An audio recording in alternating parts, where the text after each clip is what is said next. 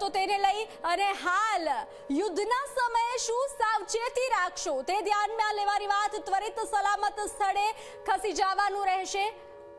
તો યુદ્ધના સમયે કઈ કઈ પ્રકારનું ધ્યાન રાખવું, બોમ્બ, શેલ્ટર, ભોયરું, મજબૂત ઇમારતમાં આશરો લો, યુદ્ધના સમયે કયા કયા પ્રકારનું ધ્યાન રાખવું તેને લઈ અને વાત કરી રહ્યા છીએ। તો જાહેર સ્થળો પર ભીડભાડવાળા સ્થળોથી દૂર રહેવું। હાલ જે રીતે તણાવપૂર્ણ સ્થિતિ ચાલી રહી છે ભારત પાકિસ્તાન વચ્ચે, તો પાણી, નાસ્તો, દવાઓ, ટોર્ચની કીટ તૈયાર રાખવાની રહેશે।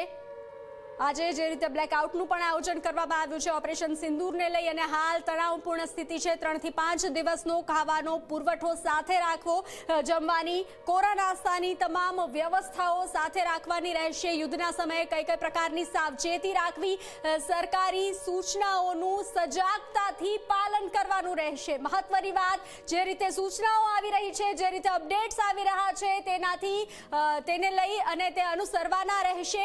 તો રેડિયો, ટીવી કે કોઈ પણ સત્તાવાર એલર્ટને ધ્યાનમાં લેવાનું રહેશે, કોઈ પણ સત્તાવાર એલર્ટને ધ્યાનમાં રહેવાનું રહેશે।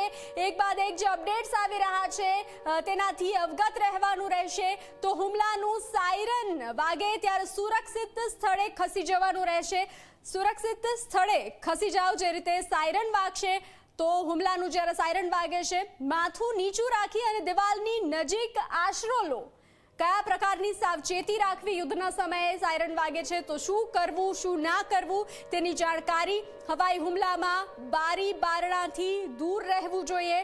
જ્યારે કોઈ પણ પ્રકારનો હવાઈ હુમલો થાય છે ત્યારે બારી બારણાથી દૂર રહેવાનું રહેશે। તો સામાન્ય નાગરિક કયા પ્રકારની સાવચેતી રાખવી, એક બાદ એક જે એલર્ટ આવતા રહેશે તેનાથી અવગત રહેવાનું રહેશે।